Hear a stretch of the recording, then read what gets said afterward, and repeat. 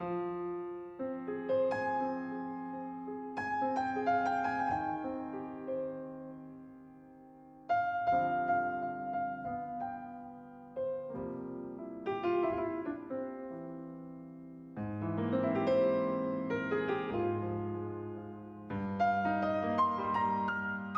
remercie vivement le musée et toute son équipe de nous accueillir dans un si beau cadre pour un travail qui est fait dans d'autres structures que des structures habituelles. L'année dernière, Solexine a accueilli le musée et cette année, c'est le musée qui accueille Solexine. C'est un magnifique partenariat et on est absolument ravis d'être ici pour ce qu'on va faire cet après-midi.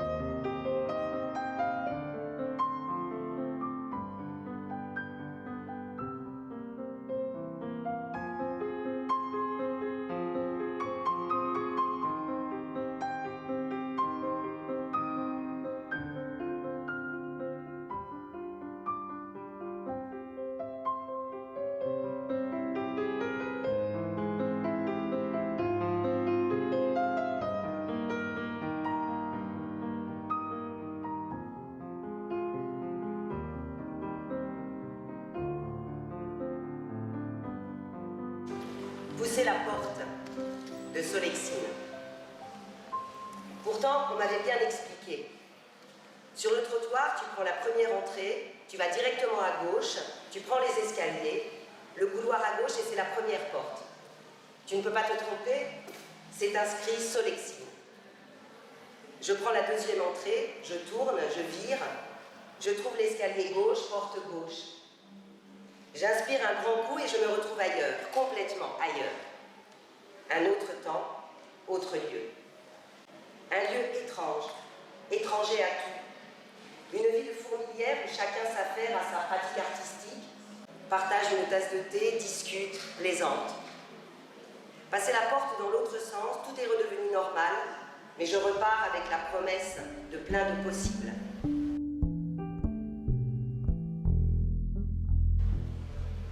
Il faisait un ciel plutôt dégagé ce jour-là, et devant les locaux de Solexine étaient disposées des tables du genre guéridon et des parasols. Là, attablée, une brochette de femmes que je ne connaissais pas du tout.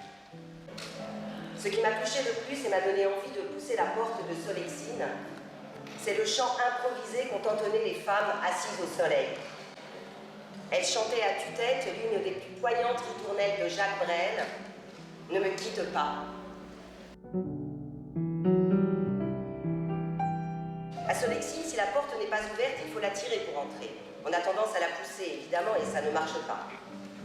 Heureusement pour moi, en ce début d'année 2014, derrière la porte, il y a Salim qui m'accueille et m'embrasse.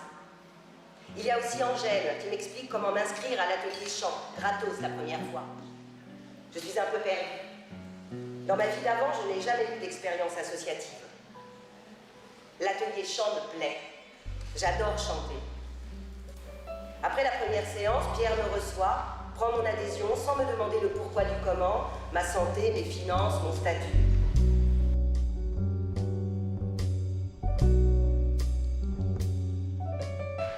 À Solexine, j'ai compris et aimé la différence entre charité et solidarité.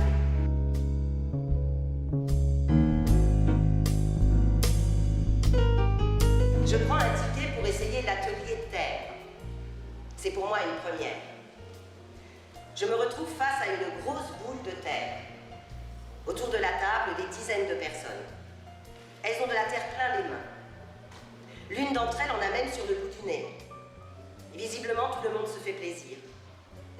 Je n'ai pas vraiment d'idée, mais comme personne ne me met la pression, je suis à l'aise. Rien que de les voir faire, ça me plaît. Regardez les gestes, la terre qui se transforme peu à peu. Je reste une demi-heure sans toucher à la boule. Puis tout doucement, je commence à pétrir, puis à modeler. À la fin de l'atelier, je me retrouve avec la tête d'un personnage qui regarde en direction du ciel, comme pour chercher l'inspiration. Par la suite, je le nommerai l'ancêtre. Ici, on peut se permettre d'être soi. Pas de pression, de résultats attendus, pas de contraintes, mais plutôt une confiance qui s'établit réciproquement et permet beaucoup. Ici, on fait parce qu'on est libre.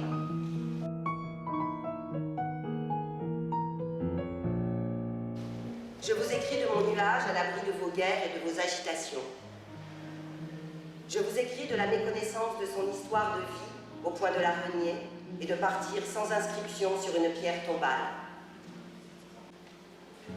Je vous écris sur un fauteuil électrique n'arrivant pas à me frayer un chemin parmi les normaux. Je t'écris d'un lit redevenu enfant, depuis le bac à sable de silence de cachette.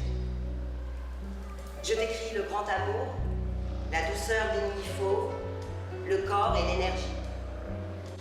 Je t'écris le rien qui remplit tout. Je t'écris la surface et le dessous qui compte. Je t'écris de la vie qui s'est fâchée un peu. Le pardon, la tendresse, le retour à la vie.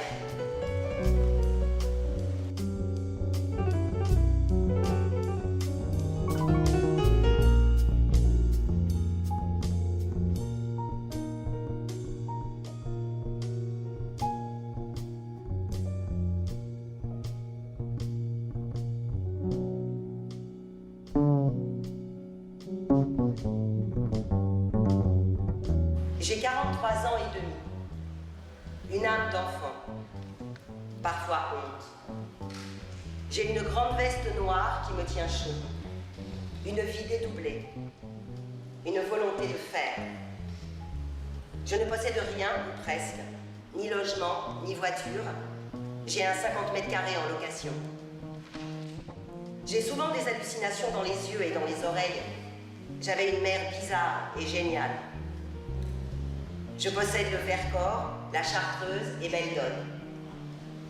J'ai des origines nord-africaines et scandinaves. J'ai fait des dépressions, comme aucun anticyclone ne peut en faire. J'ai brûlé mes ailes au-dessus des montagnes. J'ai une tête bicéphale, une française, une anglaise. J'ai peur des dictatures et des guerres. Ah oui, j'ai aussi très envie d'écrire.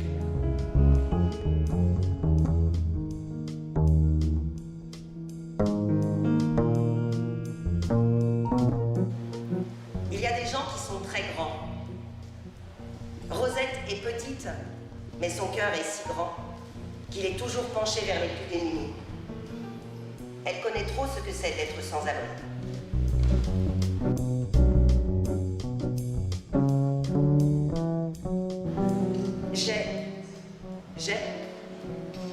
J'ai tout et rien.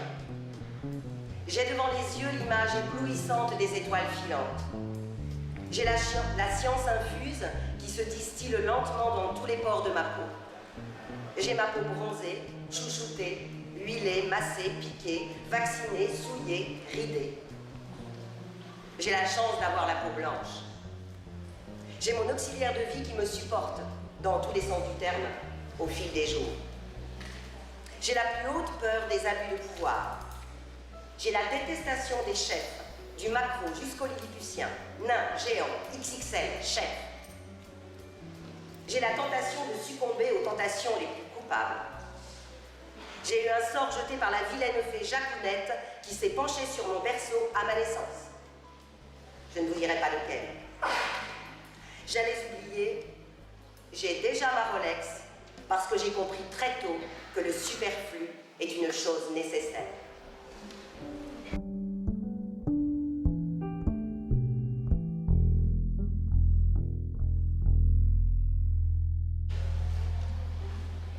J'ai les yeux bleus, la cheville épaisse, la jambe lourde. J'ai un sourire photogénique. J'ai les cheveux pauvres et moches, mais je les colore d'un joli bleu. J'ai une voix de soprano et des chansons plein le cœur. J'ai un petit appartement à moi que j'aime vraiment quand il est rempli d'amis. J'ai un seul fils. Je suis heureuse de lui, de sa compagne, de leur fille, qui me comble de tendresse et de sourire. J'ai des amis inespérés. J'ai une grosse fatigue souvent, et donc des efforts à faire tout le temps. J'ai parfois la foi, toujours l'espérance, toujours de l'amour et des repas à partager. Je crois à l'éternité. J'ai 80 ans et j'aime ça. J'ai une vie derrière moi, pas celle que je voulais, mais c'est ma vie. J'ai une page blanche devant moi. J'en ignore le format. Je veux y écrire de belles choses.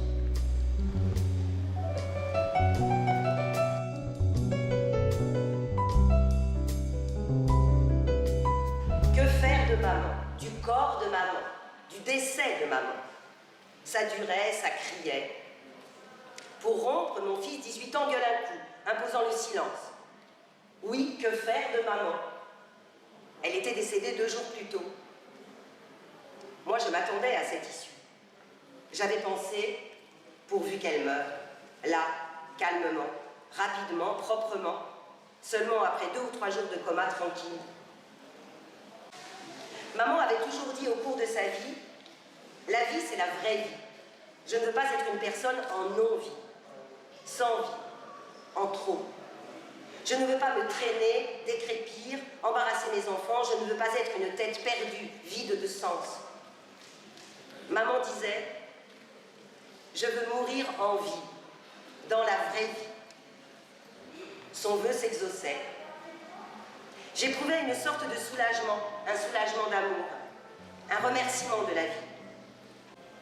Je savais depuis longtemps le désir impatient de maman de passer de l'autre côté, de prendre le sens inverse, de remonter le temps, remonter à la vie d'avant, le chemin qui retourne à la vie aquatique, à la vie fétale, au ventre de la mer.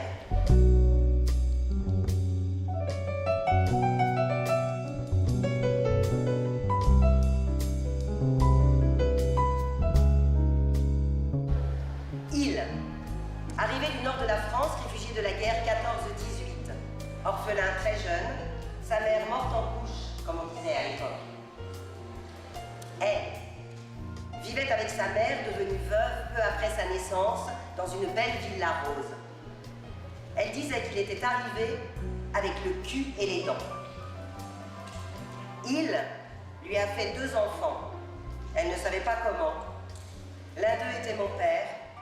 Lui non plus ne savait pas comment.